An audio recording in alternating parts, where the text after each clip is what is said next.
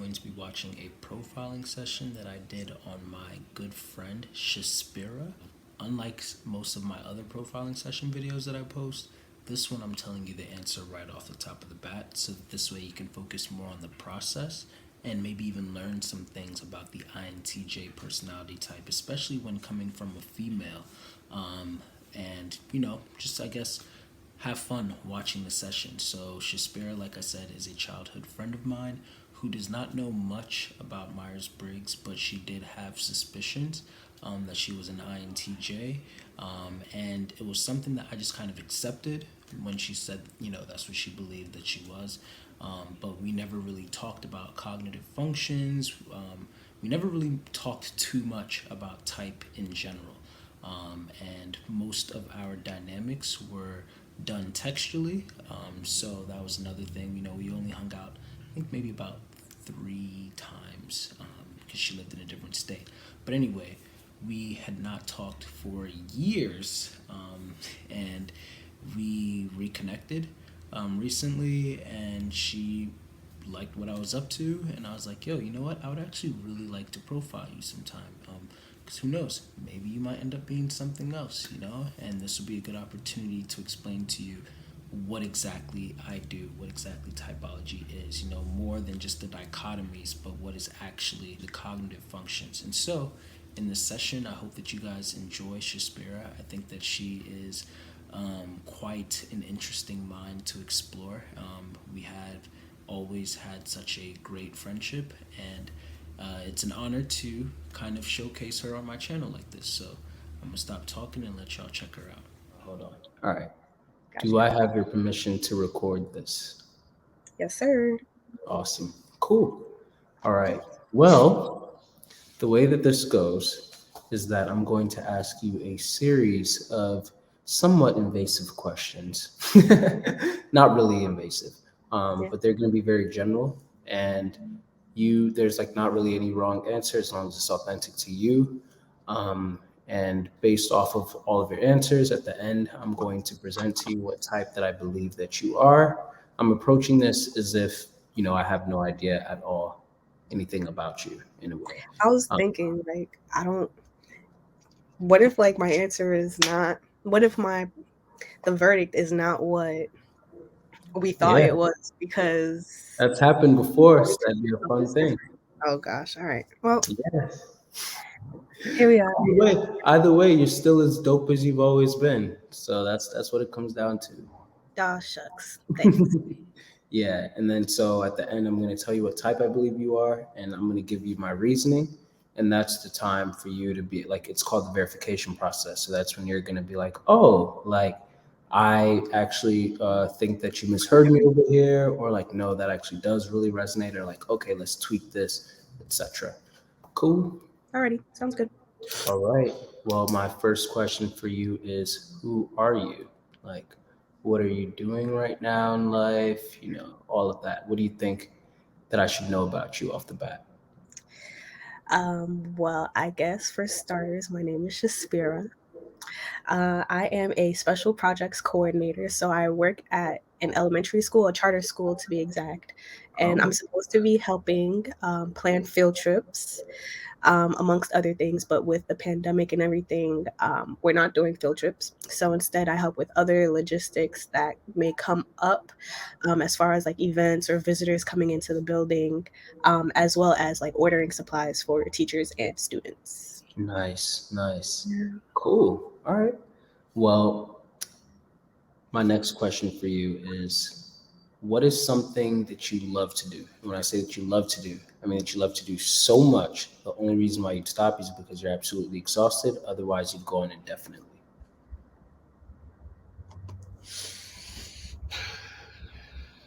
I'm I'm thinking of the answer to this question for myself, of course, but I'm also thinking like I wonder what other people have said as well.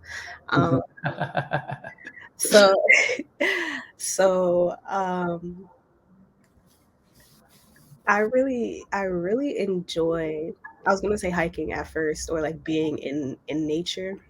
Mhm. Um, but when you use the whole description of love it so much. Like the only thing that can stop me is like, dang, I don't know if I like hiking that much.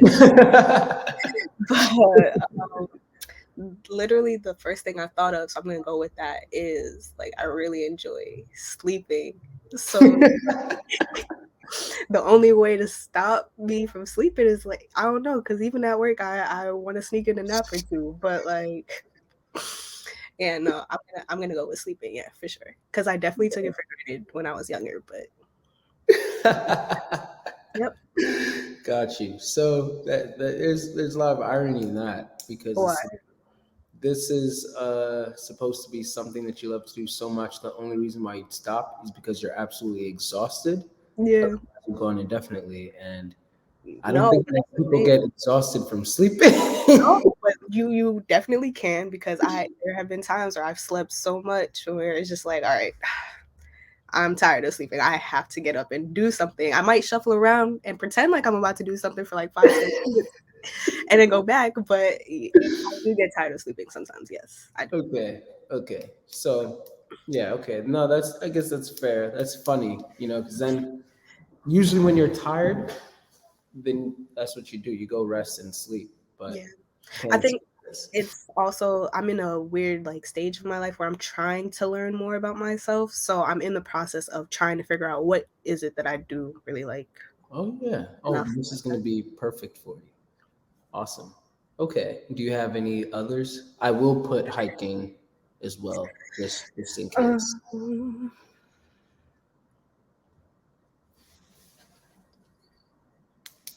no, I do enjoy writing, like physically writing with a Mm, pen on paper. I haven't gotten the chance to do it in some time, um, but it is something that I enjoy doing, and I do know when I do start writing, the mm. only time I stop is when I'm physically tired of writing. Nice, nice. What types of things do you write? My thoughts, my thought process. You personally, you know me as like someone to just be to myself, and like I'm in my head a lot. So Mm, sometimes it's hard for me to organize my thoughts, and I find that writing it on paper, mm. um, it helps organize them. Nice, nice. Okay, cool. Yeah. And what is it about hiking that you also really like? I think it's the whole being in nature. I like the hearing the wind hit the trees, birds chirping, squirrels and chipmunks doing their thing. Um, and I think like depending on certain parts of my hike, if I have a good view, I just sit back and I'm like, wow, I'm really a small little speck in this whole entire universe. It just Mm, helps me admire what's around me and helps me be present in the moment. mm. Nice. Hmm. Okay. So, if those are things that you love to do, what are things that put you in anti-flow? So, like things that you really just can't even fathom just doing. Every time you do it, you just get really annoyed and irritated. Um,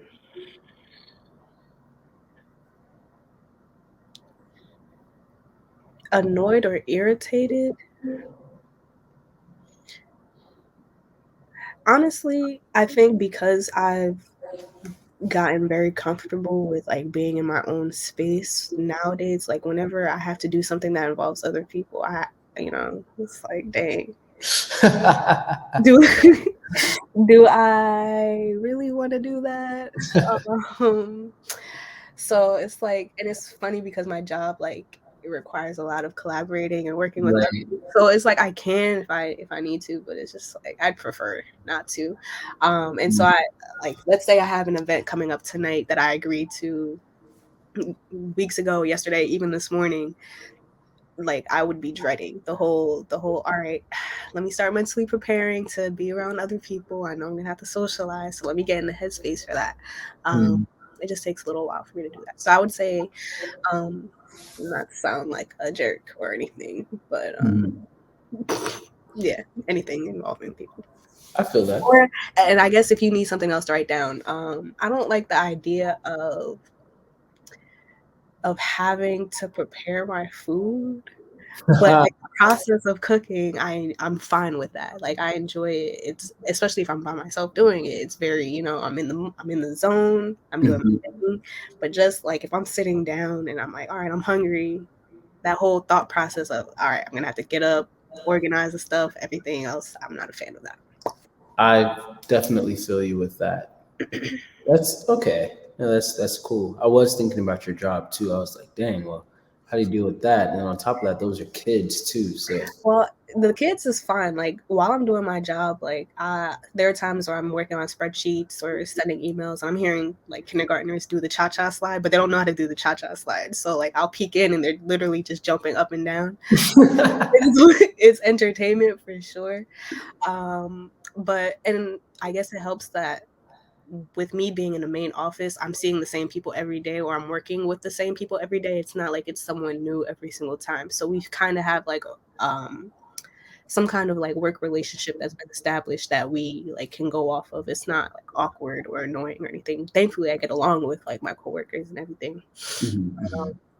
Yeah, no, it's nothing too crazy at work. I don't mind it at work. Gotcha. Yeah. Okay. No, that's what's up then, for sure.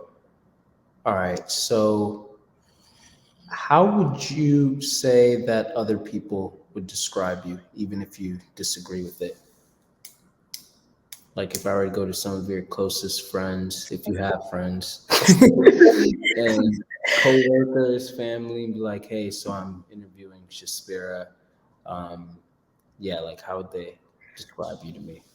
Um, that's a great question. It's funny that you asked that because I was literally asking myself that the other day. Mm. Um, it depends on, I feel like, the person that you're asking. All right, Yeah, hear so me out. I feel like all right, so I will separate my friend groups in, I guess, three categories. I have the people that I am cool with from growing up slash school. Then I have my church folk, and then I have my work folk. Mm. So, and they all see like a different side of me. I think it's very rare for someone to see all three sides, unless it's someone from church who I grew up with that works with me, which has never happened yet. Mm. So, people at work would probably say that I'm gonna say she just to try to pretend like I'm them. Yeah, Um, yeah. Do that. If you want to imitate them, go ahead and do that too. nah, I'm not gonna do all of that.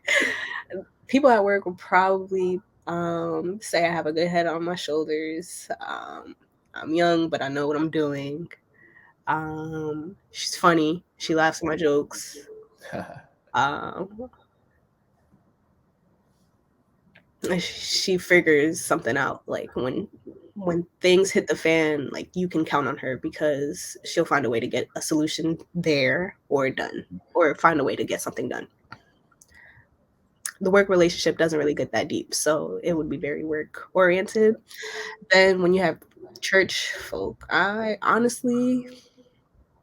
don't know what they would say. From what I've heard I'm very sarcastic. Like borderline jerk sarcastic. um very honest, and then sensitive. They've probably seen me cry. I mean, I at some point before the pandemic, I was seeing them every week, and probably every week I was crying. So, yeah, that's that with church folk, and then friends from growing up slash school, college. Um,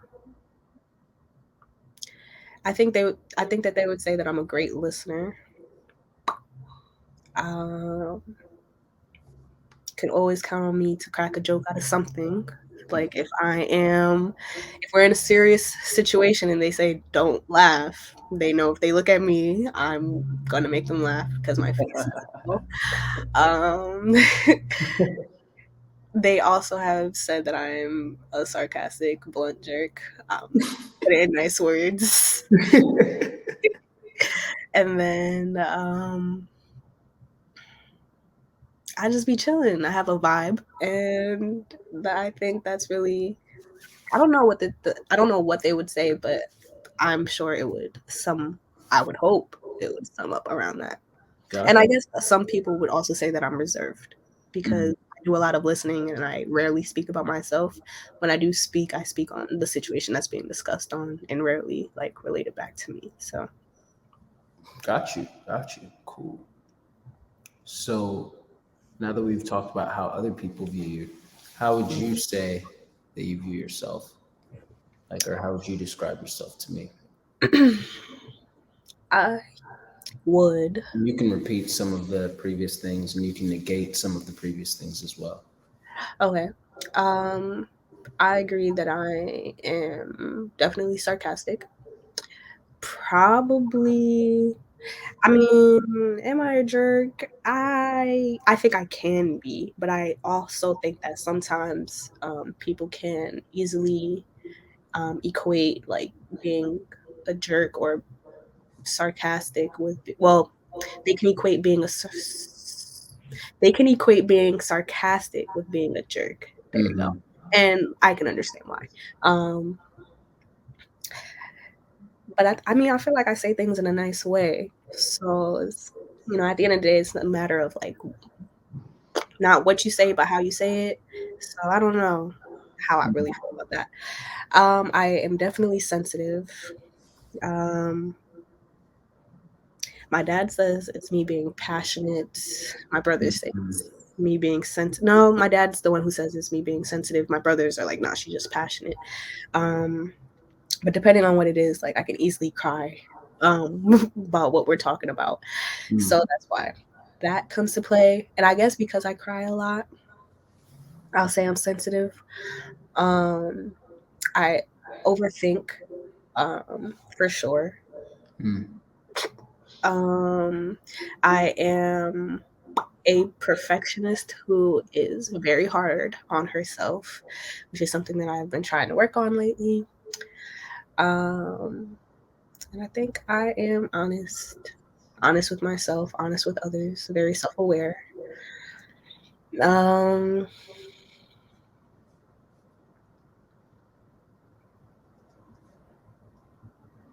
and I think straightforward on one hand, and then sometimes I can be reserved. Mm. Nice.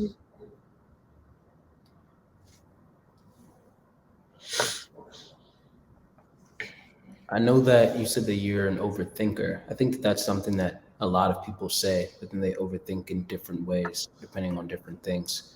Hmm. How would you describe your overthinking? Um,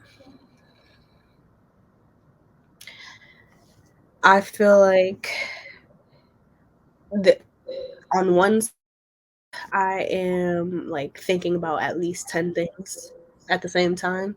Um, and then in other ways,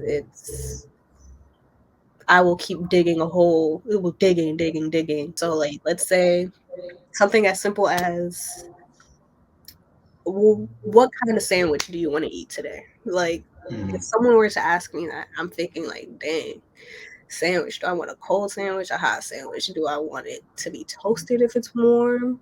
Or do I want it just the meat to be warm? And I just keep digging, digging, digging, digging, digging to a point where it's like, dang, 45 minutes just went by and we're like, the question was just what kind of sandwich do you want? And I end up going with something as simple as I'll just take a peanut butter jelly sandwich. Like I just get a peanut butter jelly sandwich. So little things like that. Well, that's a very small thing, but I find myself thinking a lot about um where I am right now. Well, I don't think it's just me that thinks this, especially like with my age range. Like I'm 24. Am I? Yeah, I'm 24. Overthink I it. know, yeah, no, see that's where we're going. Like I know a lot of people in their 20s, they're trying to figure out what they're doing with their life, if they chose the right path when they were in school, or if they didn't go to school, was that the right decision for them? Like, where are they going to be 5 years from now? are the group of people that I'm always with the right group of people to be with? I would assume that's what people are thinking about, but that's what I am thinking about, and I find myself thinking about it often. Or I will reflect on past decisions that I have made, and reflect on how I felt in the moment, where it's brought me now, or how it could or has affected me, to see if I like it, how I can improve upon it, what I can change or do better. I find myself thinking a lot about like where I am at this current stage in my life and what I want to tweak, I guess, as I continue to grow in this world. I see. Okay. Would you consider yourself to be an organized person? Very much so. Got you. Mhm. Okay. And um, would you also say that you are ambitious? Yes, I feel like I have my moments, but they come in waves, Mm. really. But even in the down waves, or like the passing of a wave, I feel as though like I can't just sit and not do anything. So it's like, dang, I'm feeling kind of useless right now. I need to be doing something. Except for when you're sleeping, right? I dream about work, so like, So you're working. in my dream, yes, literally. Or even that, like even when I'm having nightmares and I'm running away, I'm working somehow. I'm getting ready to create, like Yo. Wow, that's funny. You know, but I do see like what is that, 4 certificates behind you? You oh, seem very proud this about is my that. achievements corner, but this is Oh like wow, there's more. Whoa. my yeah. Wow. Okay, So yeah, I and like since not this is my ambitious. I do try. And since this is like my achievement corner, sometimes when I'm thinking like, dang, where do I want to be in 5 years? I'll come to this corner and I'll just sit crisscross applesauce and I will literally just think, like staring into the abyss, thinking. Yeah. Wow. Yeah. I Wow. I'm like I'm trying to learn how to pull myself out of it sooner rather than later, cuz and you know very well how I can like be in my head and just stay there for a very very very very very very Mm. very long time. Yep. Yep. So um before, like I don't think I was like depending on others to pull me out of it, but that's what would happen. Where it's like, dang, Shospyra, you've been inside mad long. You need to get out and do something. It's like, do I really need to, or do you just want me to? So I would like, go with the flow and go out because someone dragged me outside. And then from there, it's like, all right, we're kicking things back up. I am not in my head anymore. So I'm trying to learn how to do that myself without having someone be like, yo, you're doing too much. Let's go. Let's just stop thinking and then enjoy. Got it. Mm-hmm. Yo, you're funny. You're funny. Thanks. That's perfect though. Oh yeah, you did say that people describe you as that. So that It's was funny because I was about to ask you, like, well, since you're a friend and you know me, how would you describe me? But oh yeah, you're working. definitely sarcastic. Oh, Yeah, very very much so. But gee. I don't see it as like jerk sarcastic. Like for me, I've always seen it as like when you're sarcastic, I actually laugh because it was like a witty joke. Whereas like for with other people, they can be sarcastic, and then I don't know. It's just like, okay, that was actually like mean. And if I laughed, then it was mostly because I just didn't want to let them know that I was offended. Because I'm not laughing. It's something that's not Yeah. funny. But I also think like if you're gonna be sarcastic, you need to know who you're gonna be sarcastic with. I'm not gonna go to a stranger and be sarcastic. They would definitely see that as rude, and I too would find that to be rude. But if you're my friend and it takes a lot for me to even call someone a friend, Mhm. then yeah, Yeah, I'm but gonna I, get. I would I would also definitely agree with exceptional listener. and very still. Like, yeah, like when you are being spoken to, then you're just there and looking right at the person and just taking in like everything. And yeah, that's and then you're assessing all of it, and yeah, you respond um accordingly. So definitely a hard worker as well, and deep thinker, and yeah, hilarious. So pretty much everything that everyone said about you, yeah, I'd agree with. Dependable, all of that. Gee, thanks. For sure, for sure. How would you describe your childhood slash how you were like as a child? I feel like this just took a drastic turn. Yeah, I did say slightly invasive. um, as a child, so I'm the youngest of three, and I have two Mhm. older brothers. Um, my parents worked most of the day, so my mom worked from like 5. Well, she would leave the house from like 5 a.m. and come back at 11 p.m. My dad would leave like 6 a.m. and come back 10, 11 p.m. So my brothers were basically the ones who like watched over me, made sure I ate, and, was like taking care of me, stuff like that. Um, Growing up, like I grew up in a religious household, so my parent and a religious Caribbean household, and I'm the only girl. So my parents are very strict. Um, like there's no such thing as friends. The only friend you need are us and God. And then That goes for just because you're a female, or that's like I oh, well, yes, because my brothers definitely had friends that they could hang out with at their house. That was not a thing for me at all. God. So I just decided to start doing it without asking. But Mm, and even then, like it's an issue. So mm. um and because of like the religion that I grew up in, I couldn't do sports either, or like a lot of or I couldn't join any teams really because a lot of the practices or games would be on Friday nights and Saturdays, which would interfere with like our beliefs. So I was a kid who had to be comfortable with not having friends outside of school. I found ways to keep myself entertained if my brothers were not around. And it's not like, my brothers are like 2, 3 years apart. We're all like 7 years apart. So it's very different. The oldest Mm. brother is 14 years older than me, so he was rarely around. And then you have the middle child who's 7 years older than me.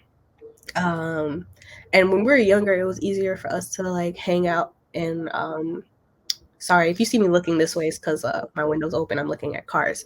But when we were younger, it was like he didn't mind playing video games with me or like fake wrestling and like throwing me on the bed, stuff like that. But now that we're older, our interests are just different. So, and there's nothing bad about that, but drift apart. Yeah. um I did play an instrument growing up, so I would have concerts and recitals that were not on Fridays or Saturdays, um which I enjoyed partaking in. Every Saturday, I went to church. I got involved. I guess, yeah, if I were to get involved in anything, most of the time it was at church. So, like, I was there often. And Mhm. then I did really well in school, as you can see, Mhm. because these are from it's a mixture of church certificates and school certificates from like middle school up until college. Not all of them obviously made the wall, but I wouldn't have guessed that. oh, my bad. Oh Figured man. since I said like from middle school, you'd be like, "Dang, that's it." But Oh you're right. no. You're right. Uh, um,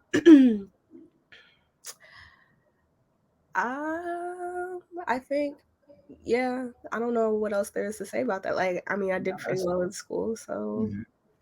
Am I talking about college as well? Or Uh, I mean, whatever you think you is said necessary. growing up. Yeah, So growing up is cool. Yeah, like what did your teacher say about you? Like, I know that obviously you did well in class, but yeah. I'm thinking about like report cards where like teachers would add comments. I don't know if they right. did that at your school, but Oh um yeah, definitely did. I hated it. I loved it because teachers would Because be you were a like, good child. yeah. I would have some teachers say, Shospyra is great. She listens in class. She follows directions. She tries her best. There were some classes where I struggled in, like, to this day, I really hate social studies, anything history related, because growing up, I was just not a fan of it. But, I still try to do my best. So when I would like progress, my social studies teacher would be like, "Yeah, I can see Shospyra's effort. She's really trying, um, and I can appreciate the effort." And I'd be like, "Dang, thanks, because I'm trying, man. I'm trying." Um, other, I think I had like one bad comment Mhm. once, and with me having strict Caribbean parents, there's a reason why it only happened once. Mhm. Mhm. Yeah, so I mean, they had mostly good things to say. Mhm. Yeah. Got it. Cool.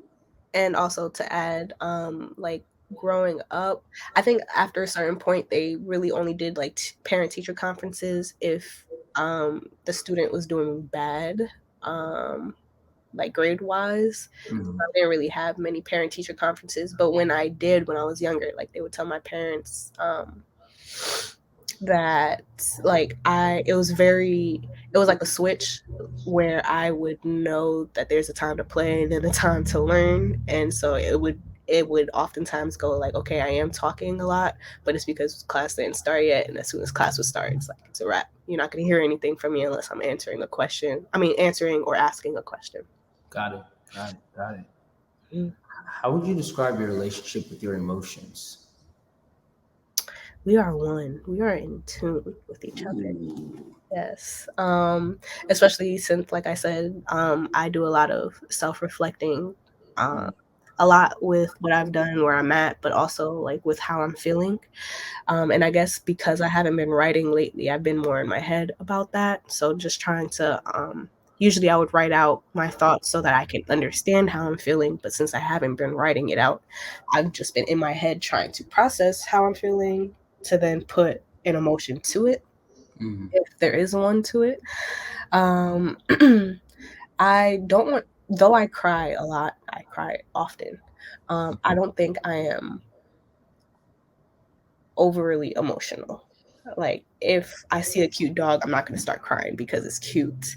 Mhm. But I do find myself like if I if I'm thinking about something that is sad or that hurt me, I'm like, dang, that didn't really need to happen like that. I do find myself crying because I'll Mhm. think about everything that led up to that point and Mhm. how I feel like things could have gone differently.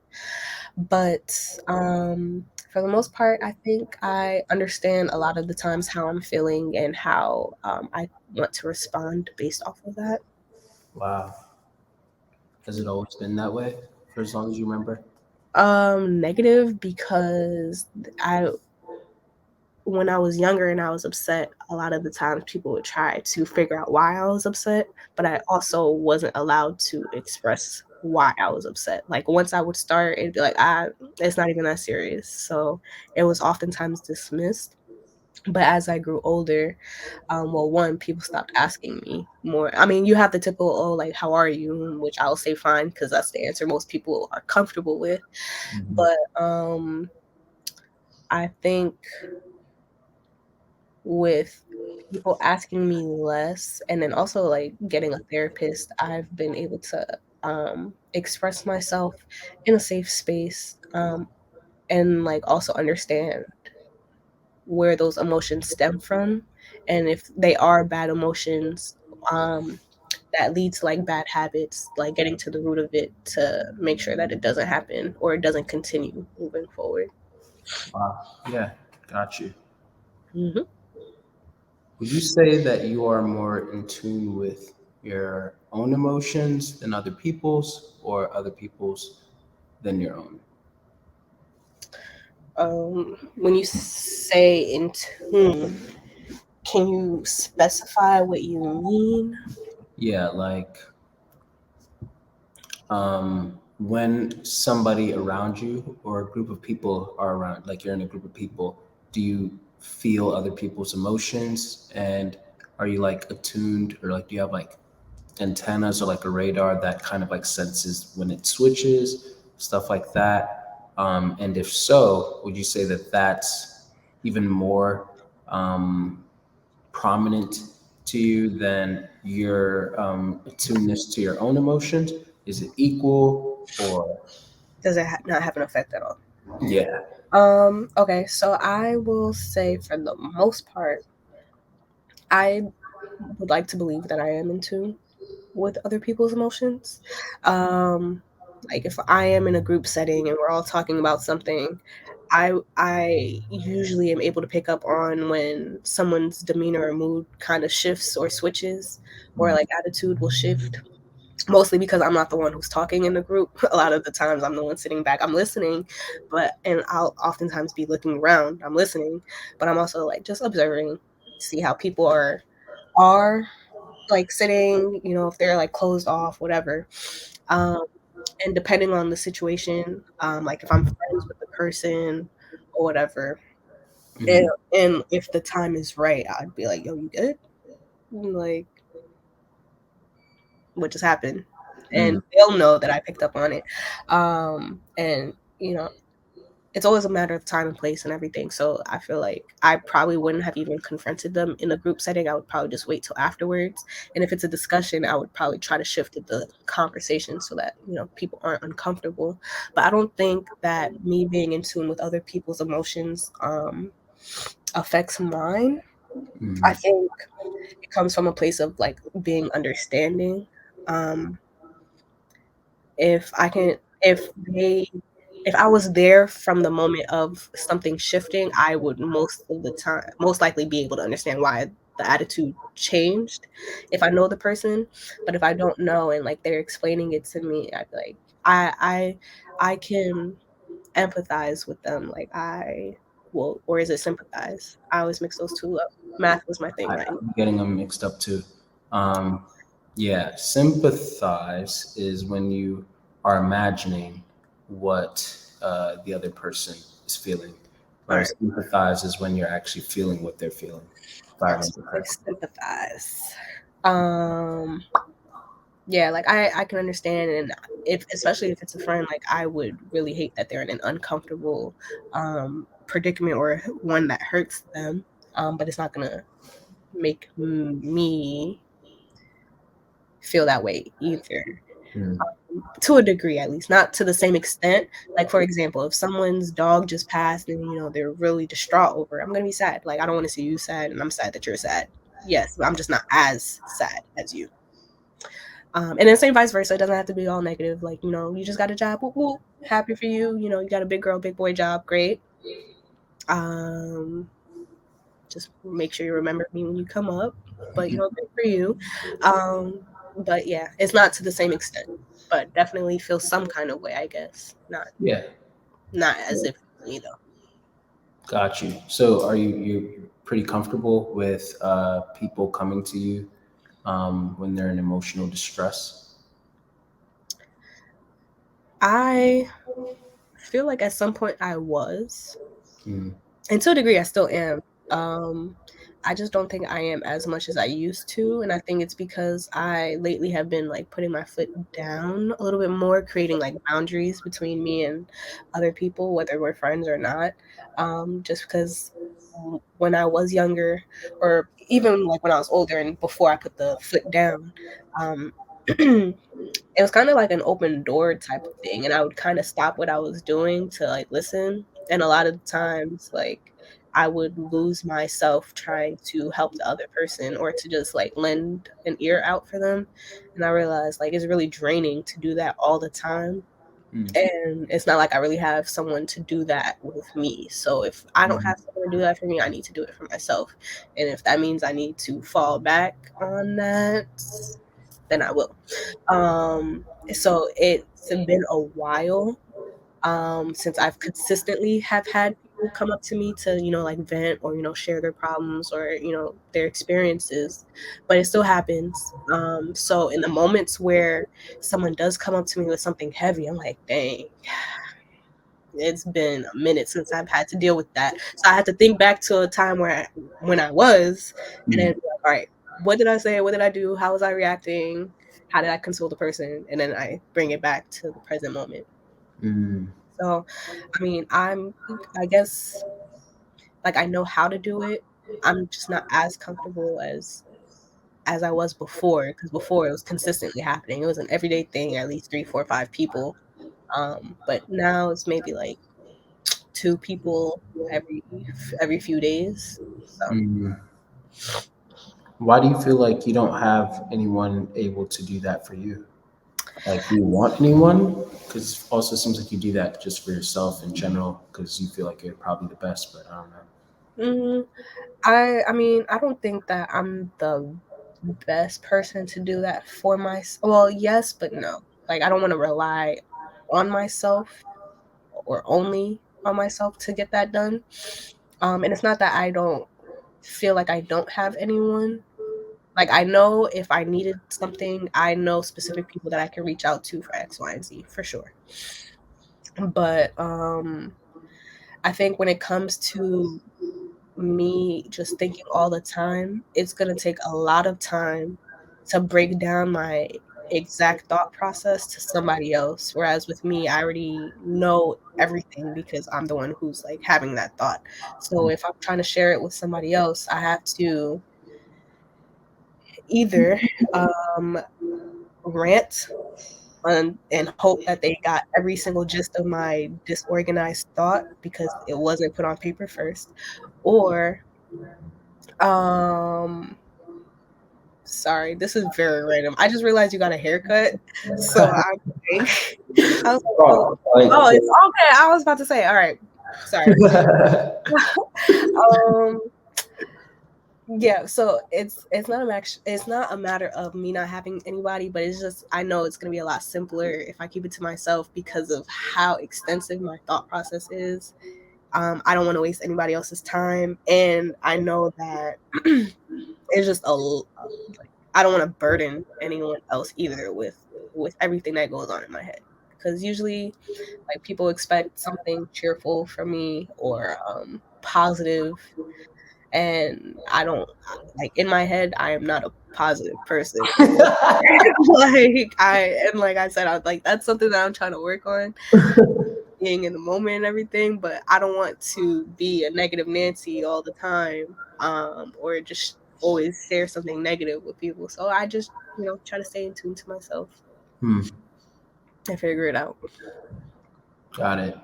Okay. Well, shifting gears a little bit. Mhm. Well, actually, no, I want to ask this first. Would you say head over heart or heart over head?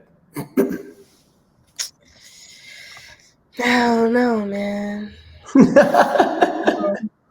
Um,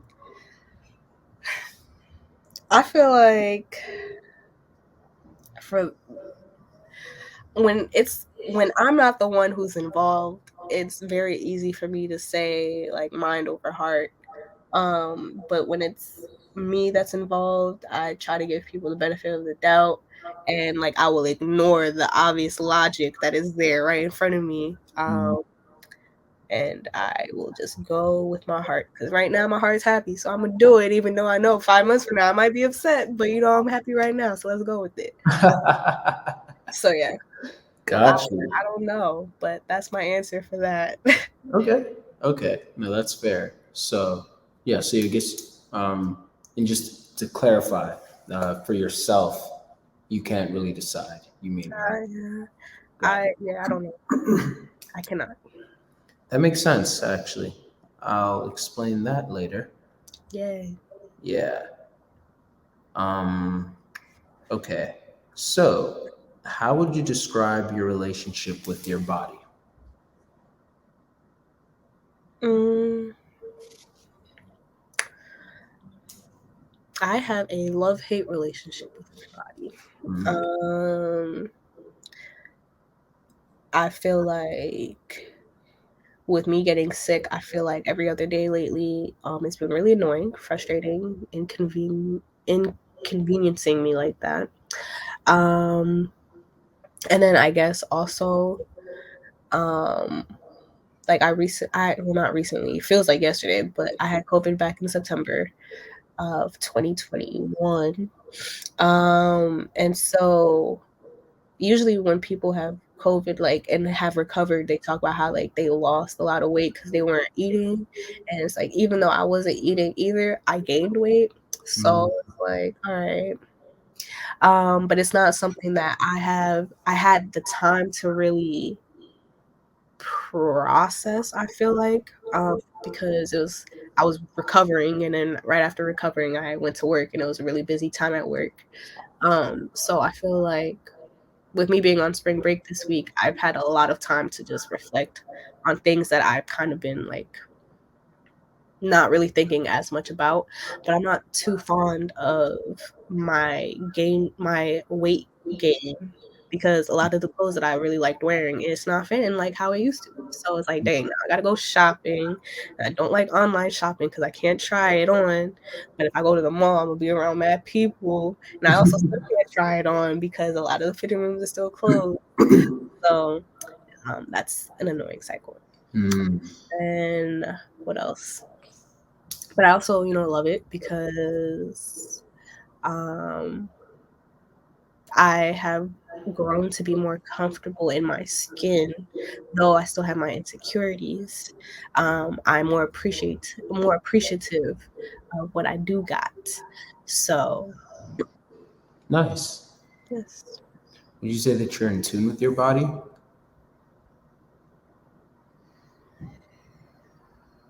for the most part, yeah.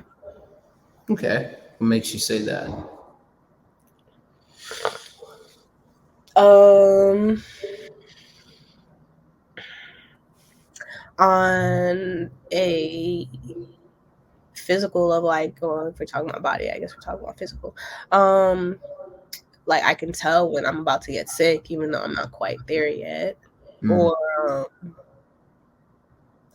even if I don't have a fever now, I can tell like if I'm gonna go to sleep, like, all right, I don't have a fever now, but I know I'm gonna wake up with a fever just by how I'm feeling. Or I can tell I'm gonna wake up with a sore throat or something like that. I don't think that's really unique to me. I feel like that's kind of everybody. Some symptoms show here and there. But I think because I'm like sick often, it's like I know those feelings like the back of my hand, kind of. Um,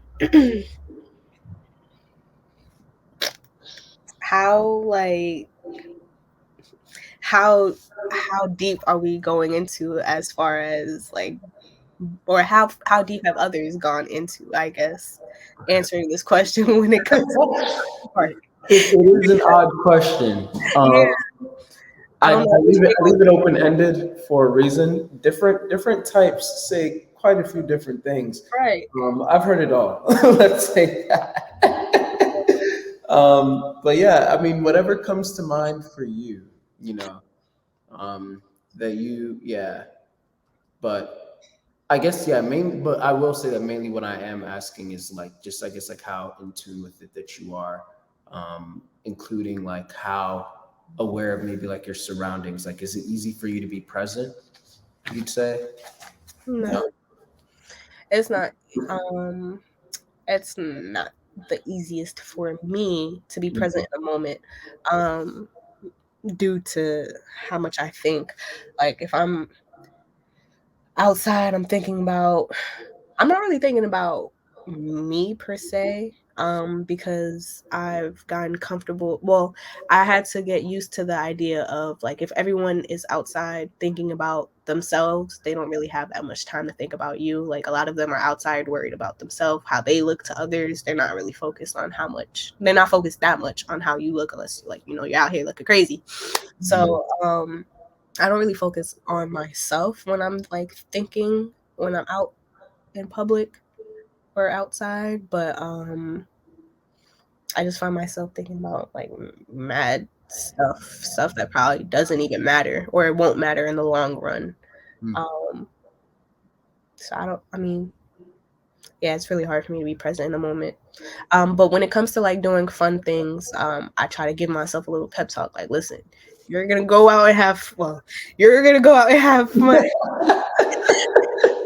You're gonna be out with people, but so what? When will you be able to do this again? Go out there and enjoy it. I definitely do that. So like I'll dread the fact that I'm out with people, but I know that it's still an experience that I would enjoy nonetheless had I been by myself. So I'm gonna try my best to enjoy it while I'm out there. Respect. I like that. I like that pep talk that you give yourself. What takes up your mental space the most in order from greatest to least? Past, present, and future.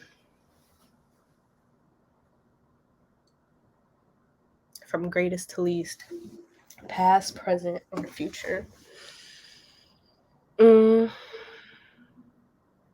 from greatest to least, past, present, future. I would say the least would be present. Um, and I guess in the middle would be past, but Mm, the most would be, or greatest would be future. Um, if you asked me this like 2 years ago, it would have been definitely very different. But um, I try not to think about my past as much because it already happened. It is what it is. You can only move forward. Um, I have my embarrassing moments that keep me up at 3 in the morning, like that I'll randomly think about and pull from the back of my brain. Um, but for the most part, and since it's hard for me to be like present in the moment, and that's not really the forefront of my mind when in the present, I guess. A lot of the times I think about how I can be better, what I need to do to be where I want to be, in all areas of that mm, topic. Um, and I guess like how I envision my life in the future and what I will need to work on or improve on to get there. So definitely the future. copy. Cool. How are you like when it comes to brainstorming with other people? Like places where you're throwing a whole bunch of ideas at the wall and everyone's kind of like just coming up with ideas. Like, does that excite you? Does that tire you? Um, if it's a if we're brainstorming ideas about a topic that I enjoy, I don't think it would drain me. Well, at some point it will. I'm not the one to say my opinion first. I'm definitely the one to listen to where everyone else's head is at, Mhm. get an idea of where they're trying to go, and I form my opinion based on that. If I like it, I guess that will give me something to add on to or to like add on and tweak. If it's something I don't like, I'll provide my constructive criticism or my constructive feedback. Um, and I guess I would go from there. But if it's productive, if it's a productive brainstorming, I don't think it will drain me for the fact that at least we're going or getting somewhere. But if it's like back and forth, no, yes, that's like, all right. Let me know when y'all figure it out. If we're working as a team, we're gonna have to work together regardless. Got you. So you're not really a fan of the process of generating the ideas and just coming up with as many ideas possible, kind of thing.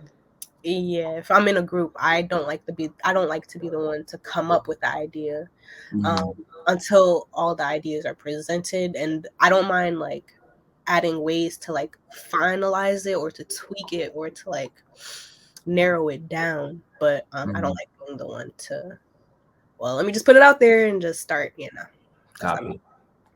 Makes sense. Makes sense. Um, what would you say is something that's obvious to you, but not usually obvious to other people? And then something that's usually obvious to other people, but not very obvious to you?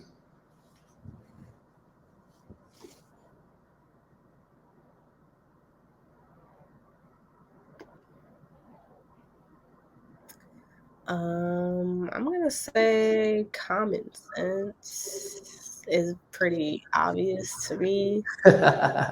But you know the saying, common sense is not so Not very. common. So it's like I don't really know if it's really like obvious to me and everybody else.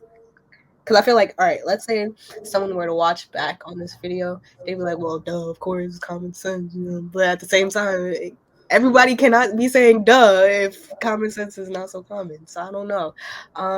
Trying to think of something else to make it a little bit more unique to me.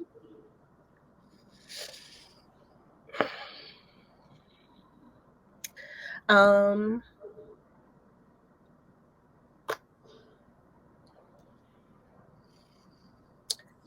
I guess something else, and it could just be because of the environment that I'm in and where I work and everything like that. But just, the whole it's pretty obvious to treat others with kindness and to just be nice, whether you know them or not.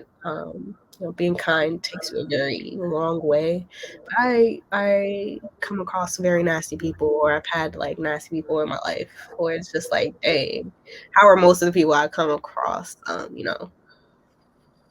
not really as considerate when it comes to like how what you say can like affect others, or what you do can have ripple effects that affect other people, not just yourself. So Wow, that's yeah. really dope that's something that's just very clear to you. Um, what I'm hearing is common sense and common courtesy. So, uh, how would you describe or define common sense? Because I think common sense is different for various people. That's probably why. And I think also for like various reasons.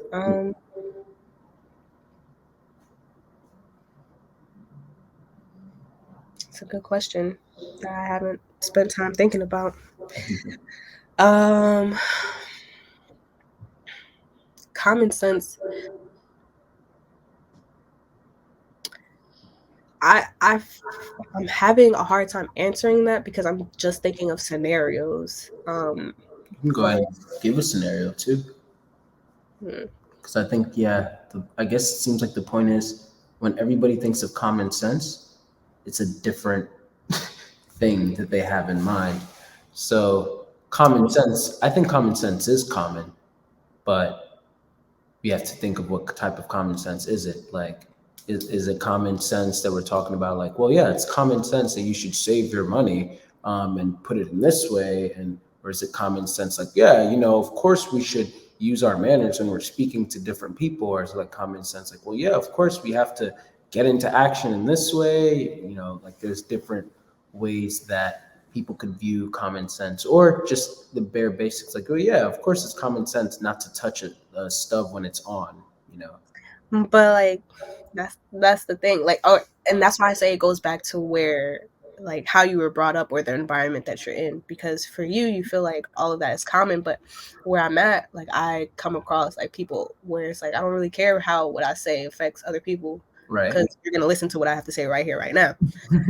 And if I'm upset, you're gonna feel how upset I am, because I cannot be the only one in this room that feels this way. So it's like I don't know if it's really that common. And I'm sure in some places, it is common because people just have their their bolts wired tight. What is that saying? Their bolts wired, bolts screwed. I'd just say panties in a bunch. Well, they don't have their panties in a bunch. Um, But I feel like common sense is just using what I would hope to be your best judgment to make a good decision, not just for yourself, but for everybody else that it would affect, whether you know about it or not. mm, nice. You're Thanks. really good at understanding like a domino effect kind of thing, I'm assuming. Yeah, you gotta like think about what X is gonna affect, how X is gonna affect either you 10 moves from now or like somebody else 5 moves from now. I feel like it's important to consider stuff like that. That Mm, way you're not trying to clean up your mess down the line, and you're just trying to make it as smooth and clean as possible. for sure, for sure. I feel that. What's Mhm. something that's not so obvious to you, but seems to be obvious to other people? um how to let things go and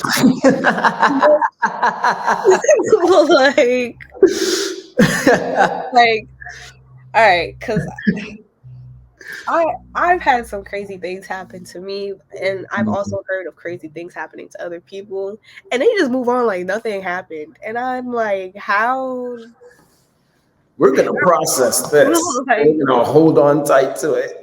yeah, because for me, like, no matter what it is that happens to me, I need to take it and take it apart so I can understand, and I guess also like appreciate everything that's happening too, whether it's good or bad. But like, I break it down to like I don't know. I feel like I need to I don't try to hold on to things, but I think because of how long it takes for me to think something completely through, I hold on to it longer than I need to. So I feel like not everything really needs to be overanalyzed as much as I tend to do.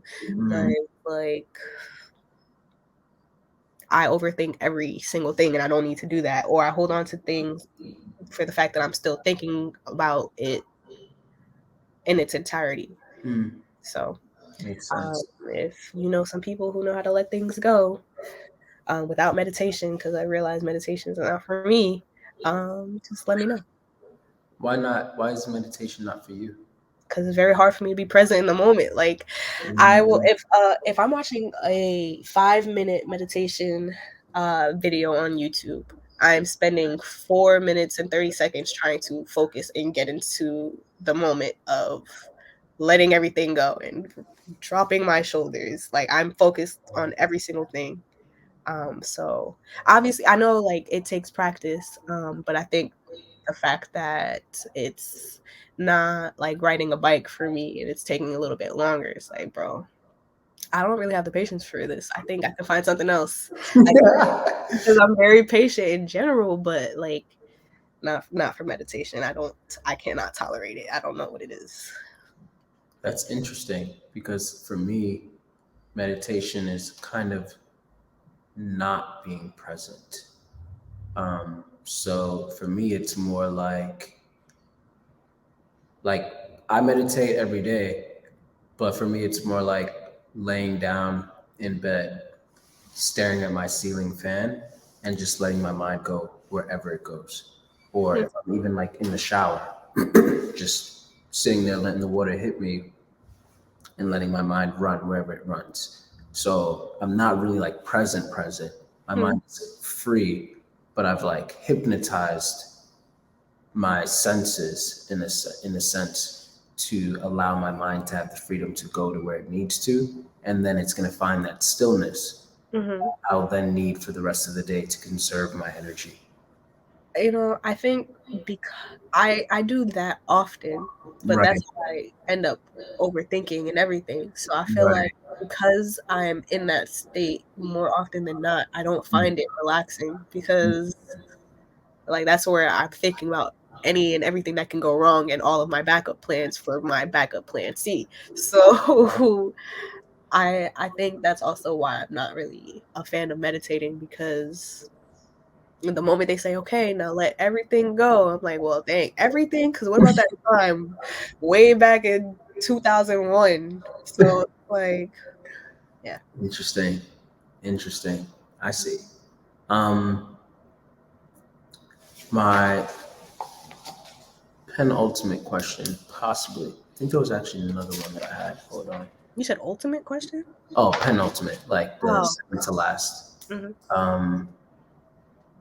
I'm trying to make sure because I felt like I had one more that I wanted to also ask.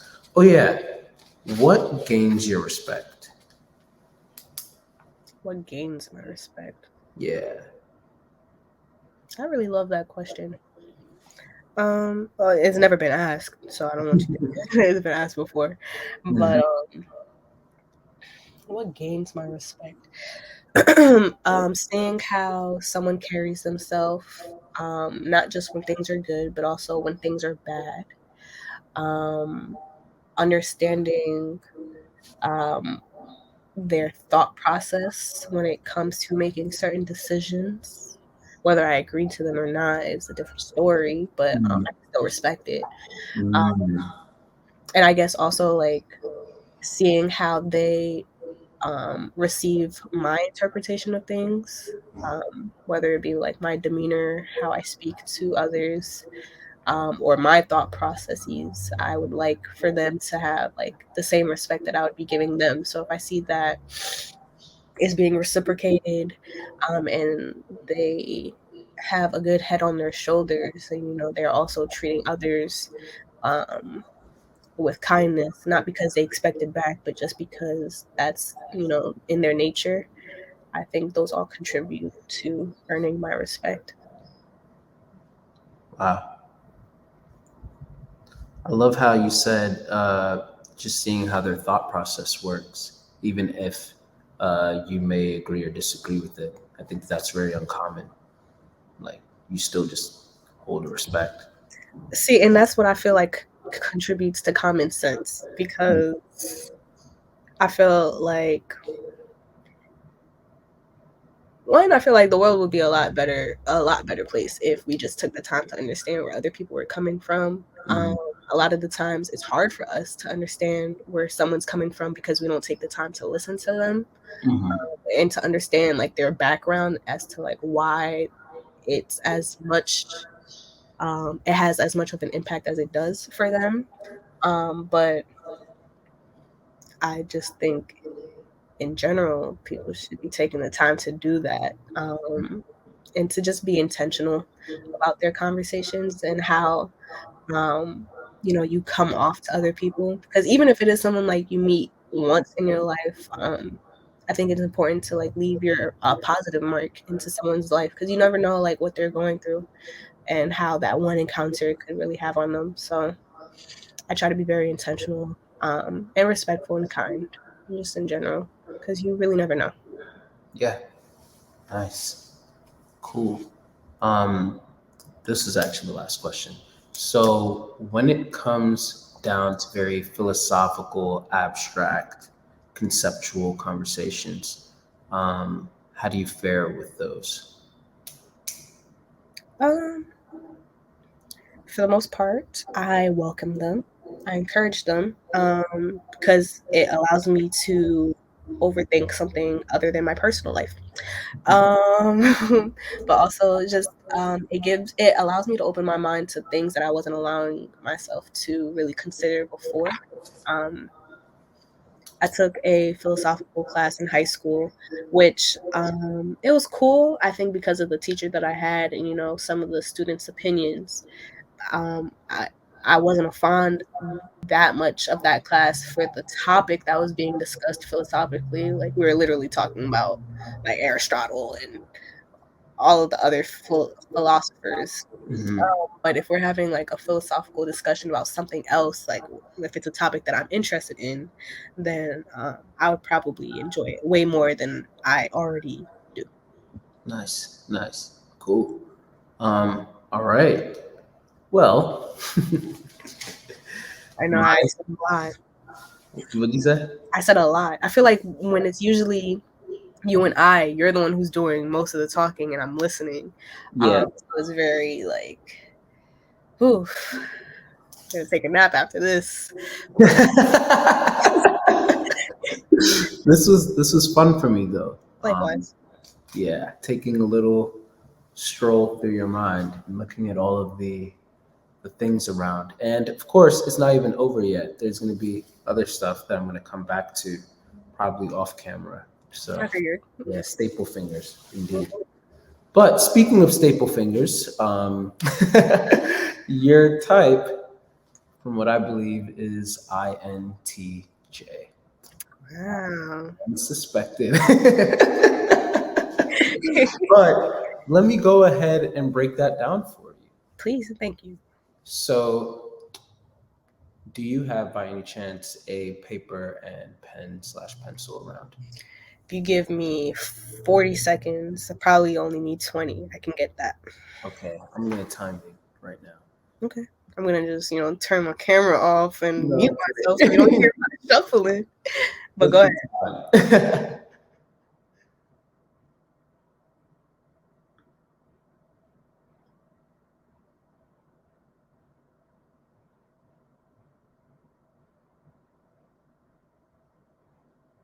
All right, I'm back.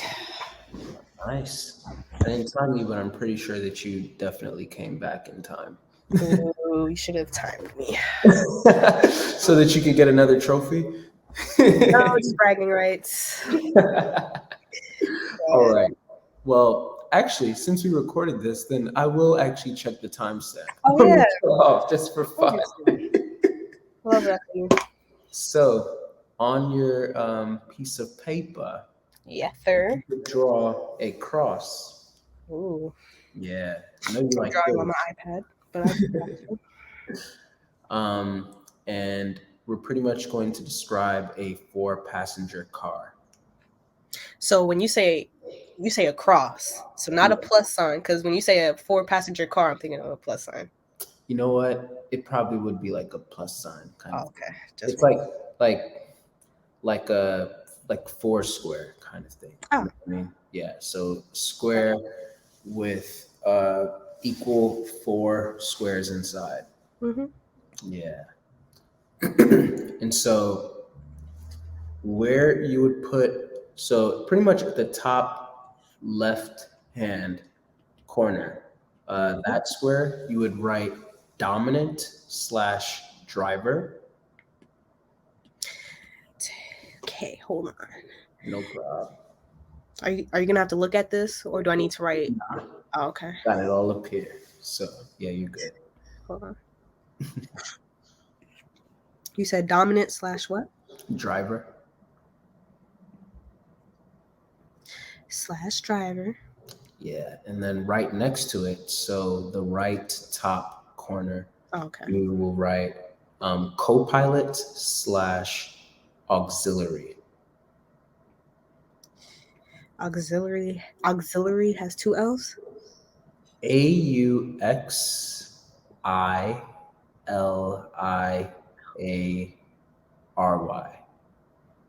I thought it had 2 L's. I would have thought it had an H in there too. Yeah, it's a tricky word. Yeah. And then right underneath the co-pilot/auxiliary one, Mhm. You would write 10-year-old/tertiary. When you say 10-year-old, you're saying 10-year-old. Like, Yep. hold on one second. No Yes, mommy.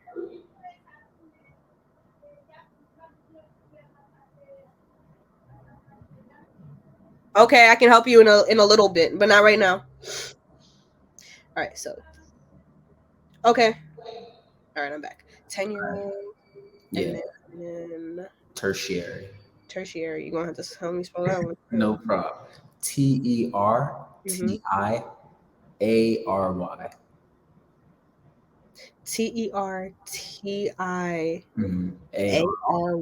Yeah. Tertiary. Interesting. Yeah. And then lastly, right behind that's like the last corner, so the bottom left corner, you will write inferior / 3-year-old/inferior. It doesn't matter which order, but yeah. Alrighty. Cool. So, as an INTJ, most people know about the dichotomies when it comes to personality types. So, the E versus I stands for extrovert versus introvert. So, most people think that extroverts get their energy from being around people, introverts get their energy from being by themselves. That's not 100% across the board. I've found that a more accurate way to describe extroversion versus introversion is your focus. So is your focus more on your internal world, or is your focus more on the external world? So extroverts are more focused on the external world of either relationships or accomplishments or essentially ideas or even experiences. And then introverts are more focused on their inner world of whether it be like values or their own perceptions and thoughts, or their opinions on matters and their own logic, or simply essentially, that's essentially where it usually comes down to, or their impressions from the world in that way. So for you, I believe that you are an introvert. That's what the I stands for. And secondly, we have N versus S. So intuitive versus sensor. So sensors are people who like to rely on facts, what's reliable and verifiable, whereas intuitives rely on their advanced pattern recognition, and they like to peer like, okay, what's going on behind whatever is right in front of us. So they're more comfortable with like the philosophical, the abstract, the conceptual, things like that, and making a lot of like guesses about what's going on behind the curtain. Whereas like sensors, they are more comfortable with like looking more at like what they can see with their five senses, and what's been reliable, like what has worked over time, what their sensory impressions have made on them, and what they can actually like just verify in front of them. Now, everyone has an introverted side, everyone has an extroverted side, everyone has an intuitive side, and everyone has a sensing side. And then the same thing for the next one, which by the way, of course, I believe that you're an N for an intuitive. The next one is thinker versus feeler. So thinkers are people who make their decisions based off of metrics, data, logic, impersonal kind of things. What's going to get the job done, regardless of how it might make people feel or what just makes logical sense. Versus feelers are going to make their decisions mainly based off of how are other people going to be influenced / affected emotionally, and / or how are they going to be affected emotionally? Like, what are their values, things of that nature. And I think that you're actually good with both of them, which explains a lot too. So once we get into the car model over here, then I'll explain that a little bit more. And then lastly, we have perceiver versus judger. So perceivers are the types of people who pretty much they're really like free flowing, and they just go about whatever is going on in life and everything. Like they keep their outer world like they keep their inner world disorganized. I mean, they keep their inner world organized so they can have outer world freedom.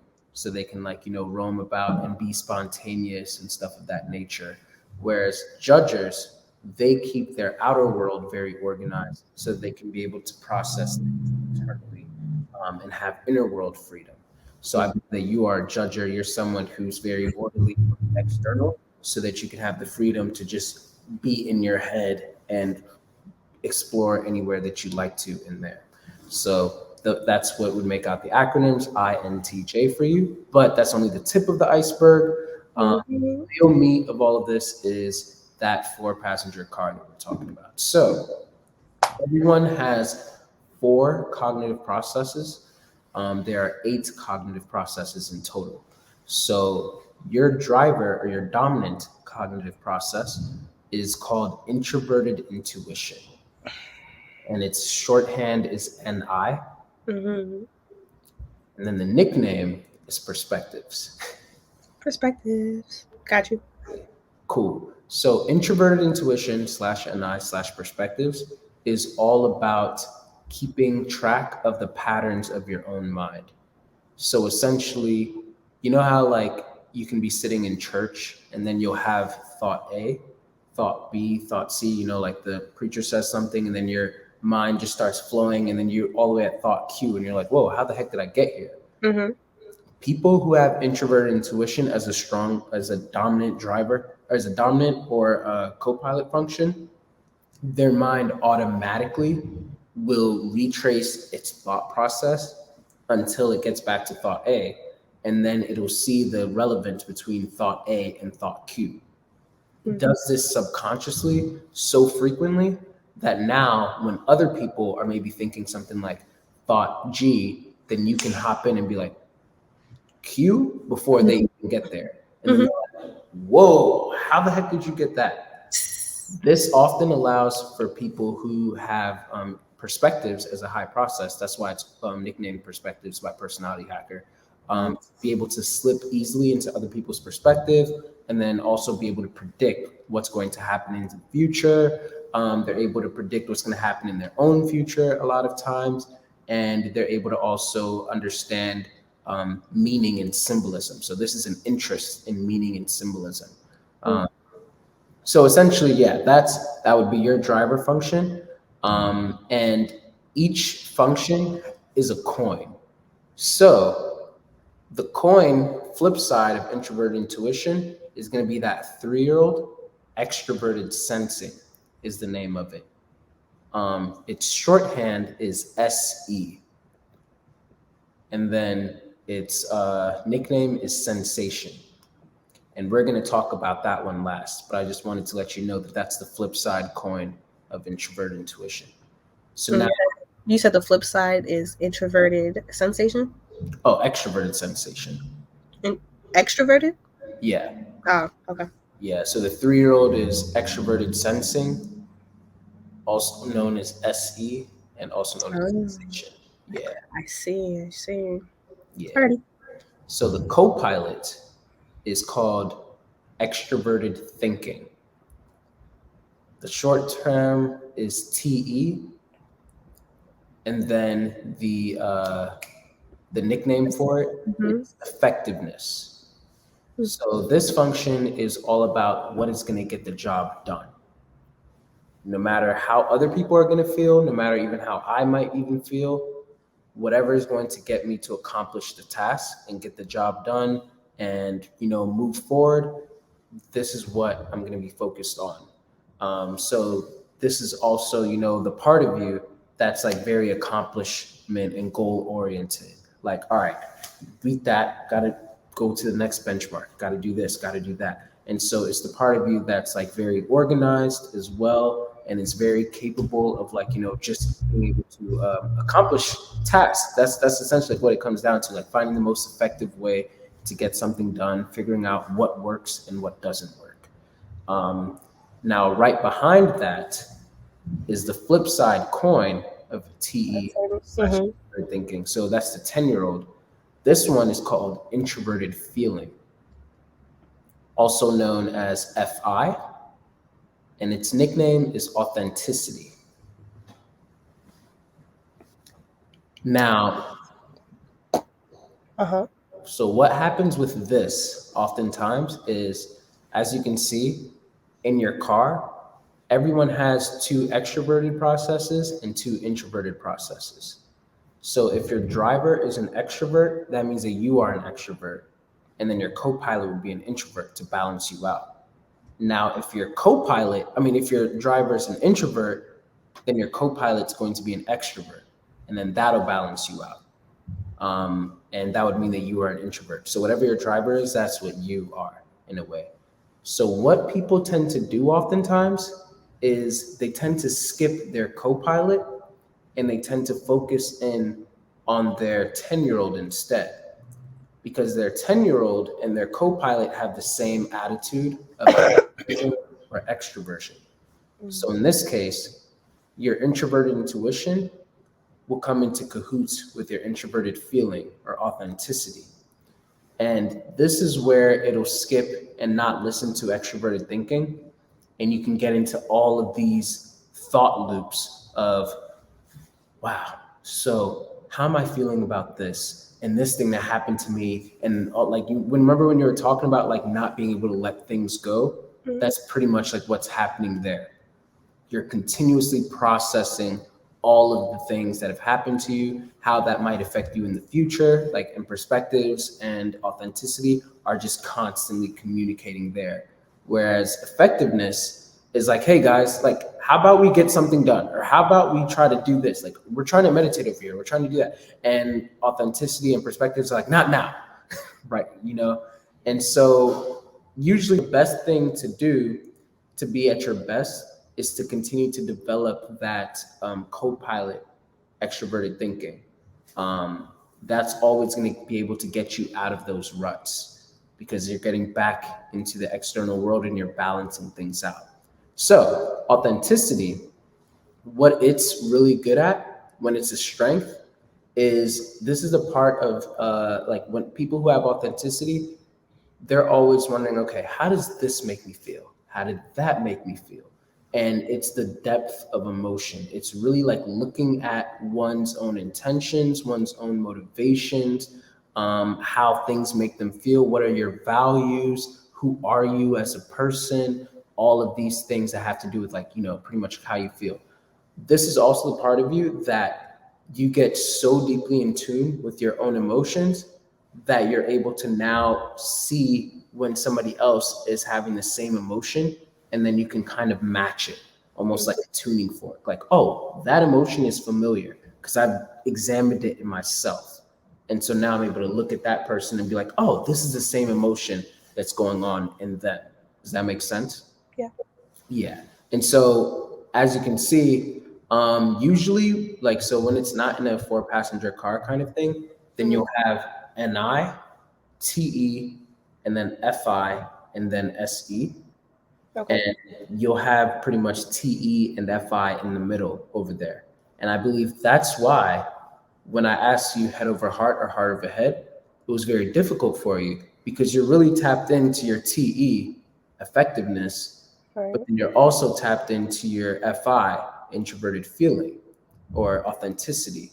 So that's why you have these values of like, oh, like let's be kind, and you're tapped in enough to like be a crier because you're so tuned in with your emotions, which is great, by the way. Like INTJs, in my opinion or in my experience, they'd rarely say until they're like really well developed that, oh yeah, me and my emotions are like one. Like that's really, really that's great work. But especially since you're also able to hop into your effectiveness and still like, like your 10-year-old is not bad. In fact, we often go there for times of play.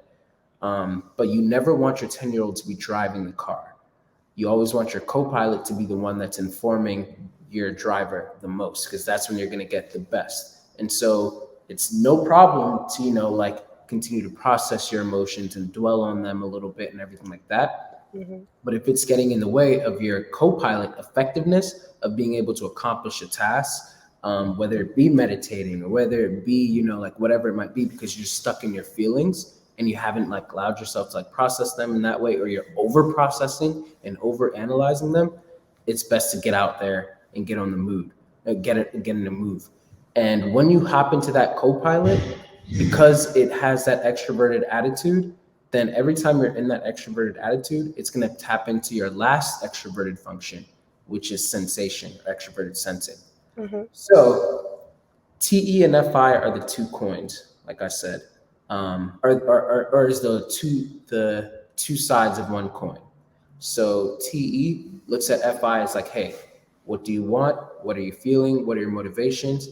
And then it's like, all right, let's go and get that. Let's go and do this. So a lot of times people can like, if they're not tuned in, if they don't have their TE and their FI integrated, then their FI will be like, hey, I really stand for these values, and I really stand for this, and I really stand for that, and I really like this. But then their TE is like, gotta make the money though. I gotta go ahead and do this. It doesn't matter how I'm feeling. It doesn't matter what my values are. Whatever's gonna get me the money, whatever's gonna get me that bag, whatever is gonna get the job done, whatever. So this is where you'll see people betray themselves because they're not tapping into who they really are, and then they lose themselves in that process.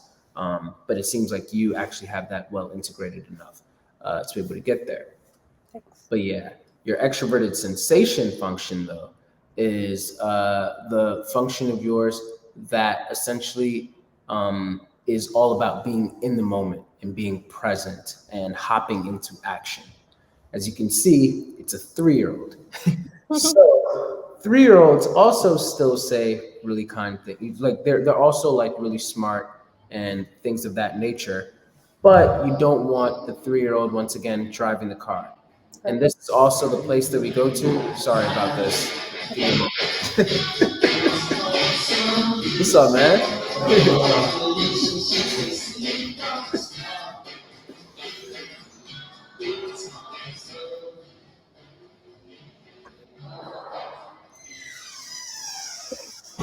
Who was this boy? He had a boombox. He looks like he's like 4 years old. He's just like walking like this, Oh, little speaker, and he's playing Poison. I thought he was dancing with it. Like, I would not expect that from a 4 or 5-year-old. Yeah. Where's his parents at? I mean, he just walked in there with 2 other men. So Okay. yeah, there's a gym like right next to here.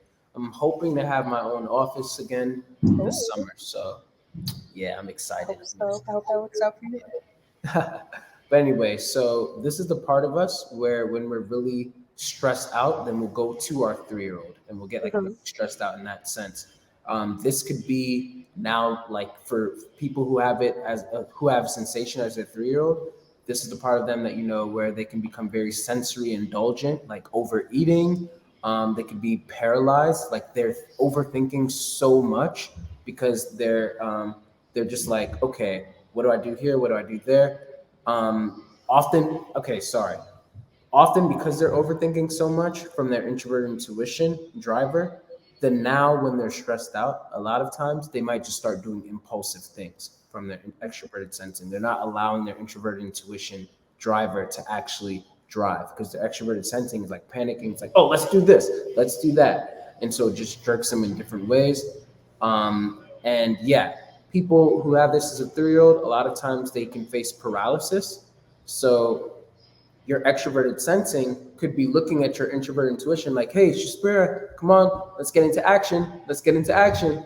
And then your co-pilot's also like, yeah, come on, let's do something. Let's do something. But remember the part where you were like, you can stay in your head for a long time, just pretty much staring at a wall and everything like that. Introverted intuition tries to shun out extroverted sensing because in order to be at its best, it needs like almost sensory deprivation. So just sitting there and just allowing your mind to go, then that's when you are now planning in your head and everything, and you're seeing the future and you're allowing all of the patterns to form, but you're not going to be able to execute the plans until you get into that TE and that SE function. Does that make sense? Yeah, it does. Yeah. Does that all resonate with you so far? Yeah. I feel like Cool. you just read me like a book. What'd you say? I feel like you just read me like a book. Well, thank you. Questions so far? Anything? um. Well, since you know so much about the coins and all the categories of the four passenger car, Mm-hmm. do you have advice on how to develop certain seats? Yeah, absolutely. Especially as a coach, like that's definitely what I do. Um, Right. I the, would hope so. the yeah, the way to like have all of them well oiled and developed is always that co-pilot, in my opinion. Like the more that you're developing that co-pilot, then the more that you're going to get the inferior also to now be engaged. The way that I see it is that it's almost like if you're feeding a baby, even though your co-pilot's not a baby, like you just bear with me. Mm-hmm. If you're feeding a baby and it's dropping food to the floor, and then the dog comes to eat it, the more food that you're feeding the baby, then the more food that the dog is going to also be eating. So then both the co-pilot and the 3-year-old will continue to eat. And because the co-pilot works so well and it's the other side of the coin of the 10-year-old, then it's also going to start, growing. I have a video called, and I'll send you the link to it. But I think it's called Inner Parenting with the Incredibles or something like that. Mm-hmm. And I used clips from the movie The Incredibles to describe all of our cognitive functions. So essentially, what I was talking about there was like how I don't know how much of The Incredibles you remember, but we had Mr. Incredible as the driver, then we have Mrs. Incredible as the co-pilot. The 10-year-old, I actually made it Dash, and then the 3-year-old, I actually made it Violet, just for illustration purposes. And so the Why driver, not Jack Jack instead of um yeah, that's what people asked, and I was like, it just didn't fit the metaphor. I guess I have to wait to hear the metaphor Yeah, anyway. yeah, yeah, yeah, exactly. Yeah, you'll watch it, but essentially, what you see is that so the driver is kind of like the hero, Mr. Incredible. It wants to do everything. This is the part of you that you're always in. And at one point, he was hiding things from the co-pilot, and they weren't really in sync. So the co-pilot, Mrs. Incredible, she wasn't really like in sync with Mr. Incredible. In fact, sometimes he even got into cahoots with Dash, like Mhm. at the dinner table, where Mrs. Incredible is like, Dash got sent to the office again. And then he's like, really? that's good. And then she's like, no, honey, that's bad. He's like, wait, what? It's like, Dash got sent to the office again. What for? Nothing. He put a thumbtack in the teacher's chair during. Yeah, I remember that. And then you see how Mr. Incredible is like, wait, they caught you on camera and you still didn't get away with it? You still got away with it? And he gets excited with the 10-year-old. And then the co-pilot's like, okay, we have to refocus. And then because of that, the co-pilot also looks at the 3-year-old or Violet, and you see that, Violet is kind of like incapable of using bigger force fields. But when she finally received more permission to be able to actually use her powers, and she continued to develop that a little bit more from the co-pilot, then she was able to actually protect them at the end. And the co-pilot started working more with the dominant, and everybody in the family pretty much started working on to get along better. In the video, I explain it way better, and I'll send you the link. But I still get it so far. Yeah. I feel like you could have finessed Jack being in that. if you get an idea on how to finesse Jack into it, then all right. But there is like only 4 functions, so somebody would have had to be left out. Yeah, I hear you. I mean, it's easier to see the metaphor with Violet, and Elasti-Woman, because that was her name, right? Elastigirl, yeah. Oh, yeah, Elastigirl. But isn't it like towards the end where Jack, or maybe it could have been like Incredibles 2, or maybe some spin-off where Jack starts to use his powers, or he realizes like how he can use his powers to I think it was towards the end when what's his face, Big Head, had him and was holding him. He just started doing everything he could using his powers to get out of it. But it wasn't until like he realized like, I don't think this is right. Let me just change forms real quick and then turn into a baby fire, baby monster. But yeah, that was Syndrome. You're right. Yeah, that did happen at the end. But no, like you said, it was easier to, well, how I said, it's easier to see it with Violet. Yeah. Especially when you watch it. Then you'll definitely see what I mean. Maybe Jack could represent the embodiment of all 4 of them once they've now come together. So now they've fused into one, even though it's a baby. And so now you're just this powerhouse entity that you can't even separate into 4 pieces because you've just become so united.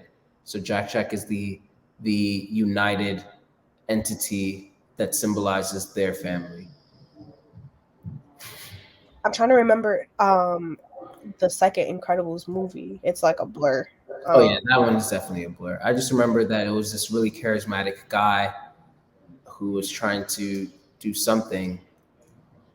And Bob had to stay home and watch Jack. Yeah. And I feel like that's when we saw more of Jack's powers coming into play. I feel like if they somehow make another sequel and Jack's a little bit older, that would be a great opportunity. That would be. Into this car, maybe with a car seat or something. I don't know. Yeah, I agree. That would be fun. I think so too.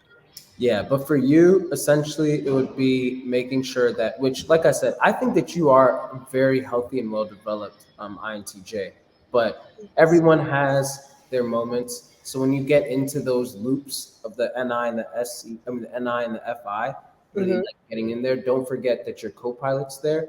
Try to like accomplish a task, like actually like distract yourself by throwing yourself into work and doing something. Check yourself, like, have a checklist. Even if it's something that's kind of like light work, it's going to get you back into the groove of things, and it's going to pull you out of that perpetual processing your feelings kind of thing. When you feel yourself getting like very paralyzed and just staring at the wall for that long, but you have things to do, then find a way to like start off small, like, okay, like have something that's like going to build you up and prepare you to accomplish that bigger task, so that you don't look at that huge mountain, but in order to eat an elephant, you have to eat it one small bite at a time kind of thing. So yeah, does that make sense? Yes, it does. But I mean, it makes sense, and it confirms like what I've already been doing as well to like help with that. As far as just starting small and then allowing whatever task I decide to like get in to start pulling me out. Exactly. Yeah. Nice. Well, I cannot wait to send you more links and everything. And do I have your permission to post this video on my YouTube channel or no? I don't know. Let me think about it. No problem. You think about it. If Boy, yes, I'm fine with that. okay. Oh, that was your sarcasm once again. No, it really wasn't. It's like, come on now, you know better. Yes. Okay, cool. I'll let you know when it's premiering. There's going to be Ooh. people pretty much in the chat. I think this is actually going to be one of those videos where usually I have people guessing. Like, I'm like, oh, can you figure out the person's personality type by the end? But I think in this one, I'm going to actually put INTJ because number one, y'all are very, very, very uncommon, especially women. So, yeah, I think it's going to excite a lot of people. On top of that, hey, Black people in the I was thinking the same thing. yeah, so that'll be pretty dope. And lastly, yeah, I just think that it will just really help people see because if you look up stuff like INTJ online, you're gonna see like all of these villains and people who are just like mustache twirling type of people, staple figures. They're not really caring, and like they pick like, oh yeah, no, head over heart all the time. I don't have a heart. Those kind of people. Yeah. And it's beautiful to see an INTJ who's like, no, it's really important to have both the head and the heart, and use them when appropriate, and actually caring about like, oh, people should have the common sense for common courtesy, stuff like that. So I have a question for you. yeah, sure. What's up? Do you feel like do you feel like people are born into their personality types, or do you feel as though whatever they have experienced, or whether it's like pleasant or traumatic, do you feel like those also play a role? I think that people are born into their personality types, personally speaking. But I think that their Enneagram types is what like nurtured, and that's a whole different system. But when you marry the two, then you'll have like an INTJ who is an Enneagram 5, or an INTJ who's an Enneagram 8, INTJ who's an Enneagram 3, stuff like that. And like that's Enneagram is more based on your coping mechanisms / defense mechanisms, whereas like Myers-Briggs is more based on the way that you take in information and then make decisions with that information. But I believe that what makes everyone an individual is that even though there are 16 types, that the car that you have, so that mental process that you have, Right. the way that you use all of those is what makes you an individual. And that's where like, okay, you might have been born an INTJ, sure, but your culture, your gender, the parents that you had, everything having to do with your upbringing, Right. that's what allowed you to use the cognitive processes that you have in your mind in the way that you use them. So you would have been an INTJ regardless, at least as far as my opinion goes. If you were born into a different family or whatnot, but you would have been using introverted intuition differently. You would have been using extroverted thinking differently. You would have been using extroverted sensing differently, stuff like that. That makes sense? Yeah. Continue to text me. Duh. And let's talk about this. Alrighty. Yeah. Sounds good to me. It was really great profiling you. Hey, it was a pleasure being. Hey, I just wanted to briefly thank you for taking the time to watch this video, whether it was on regular speed or 2x speed, whatever it was. Just thank you for consuming the content. And around me, you should be able to see a few little buttons and logos for other recommended videos because, I make good content, new ones, but then I also have some really good old content too that you should probably check out. But make sure that if you really like this video, feel free to subscribe, to share. It really helps this humble channel to expand and reach more people and ultimately help more people. So once again, thanks for watching and hope you have a great rest of your day.